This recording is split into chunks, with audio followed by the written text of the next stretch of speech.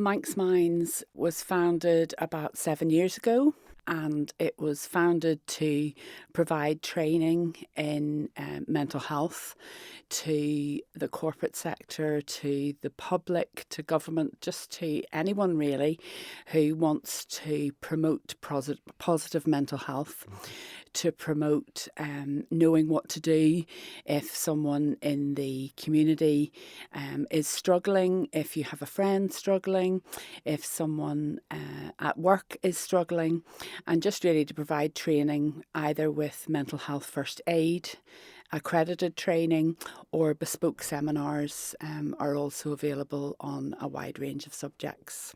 So looking ahead then, May is Mental Health Awareness Month as well, isn't it? So tying all that together, on the 15th, Thursday the 15th of May, you'll be holding the Manx Minds 2025 conference. Tell us all about it. What's in store?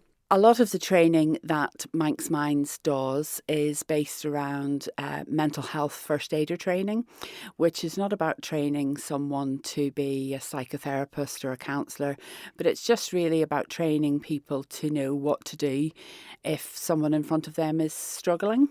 A bit like CPR, how you would help someone whose heart had stopped. We would all be able to do something in that situation. Mental health first aid is very much the same, to be able to help someone in that moment of crisis, whether that's a perfect stranger that you might meet in the street, or whether that is someone in your workplace or in your family. So what I discovered as I've been training people over the years is that there are a lot of my delegates who don't know the wealth of information that is available to them on the island.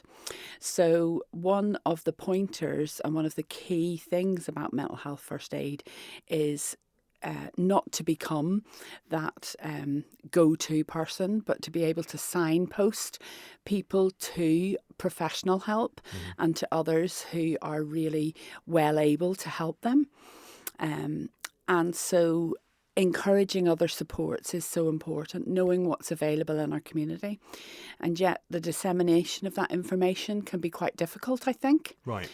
So really, that's what conference is about this year, looking at all those other supports, the many, many charities and organisations that are around that can help, that can support people, that can just give those other supports and other information to people who might be struggling. You mentioned there about what the aim of this conference is and the signposting and everything else. You've put it's open to mental health first aiders and anyone interested. So anybody can come along to this, can't they? Absolutely anybody.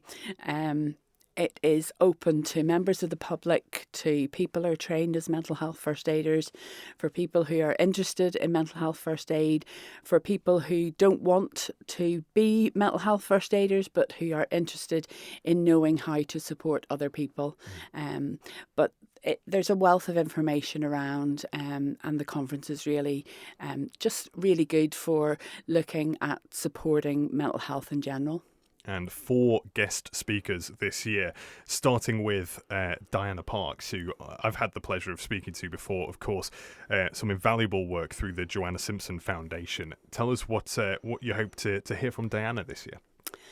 A lot of people across the island have heard from Diana in many different guises, and she does such a tremendous work. She's such an inspirational woman, really, after all that she has been through since this tragic loss of her daughter.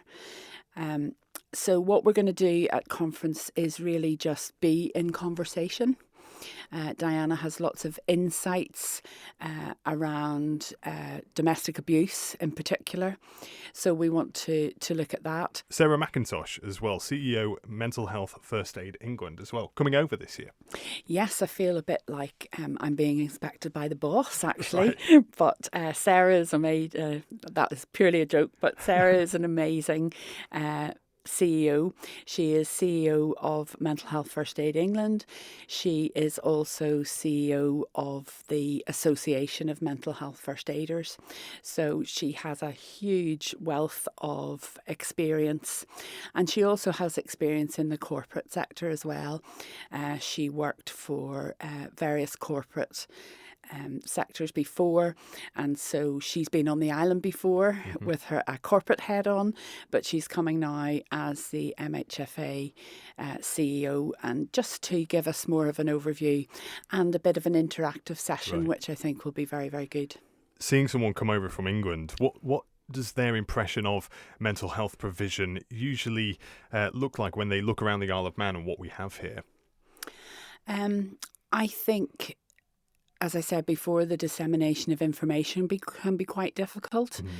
Just knowing how to reach all sectors of our community can be quite difficult. So it will be interesting to see how Sarah sees the Isle of Man and island life.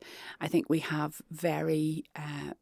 very privileged in many ways to have ease of access to services, but obviously services, especially public services, and increasingly private and charity services, are very, very much under pressure because of the amount and the pressure of need, really, and the amount of people who need to access those services.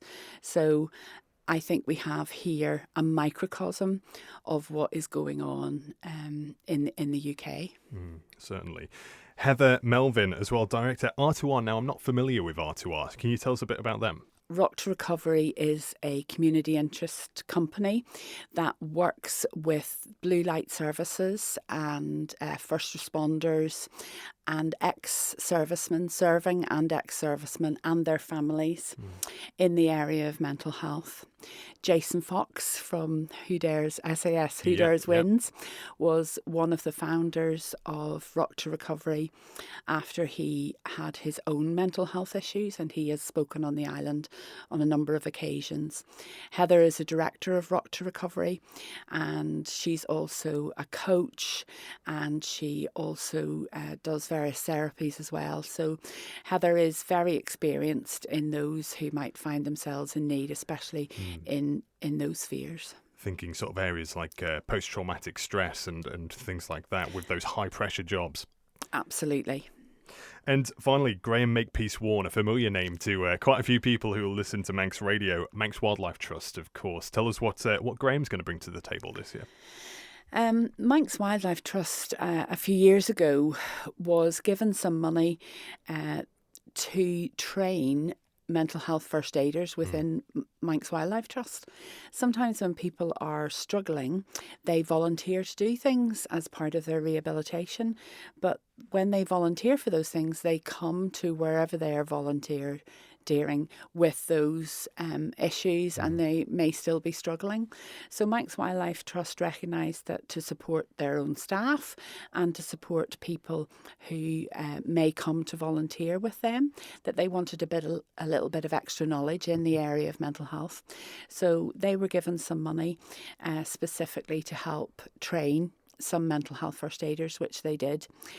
But as we worked together, we realised, and something that I already knew, but which really came to the fore when we were talking to them, was the power that nature and getting into the outdoors and the power of sunshine and fresh air, the good that does for our mental health. There's been some studies done recently that actually show that just the simple act of walking helps our brain to process information.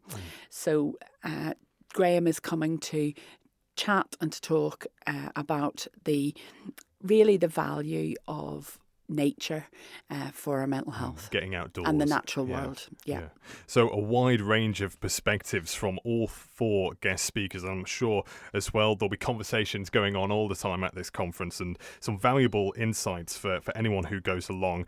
Just remind us then where this is taking place, time and where you can get tickets as well.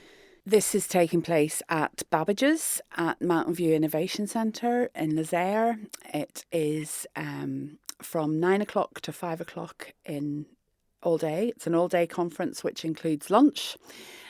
There will also be a interactive exhibition at conference where lots of charities and organisations that work across the island will be coming to take part in the exhibition, and we're going to set up something where it really is an interactive exhibition, but I'm going to keep that for the day as a little surprise. Sure.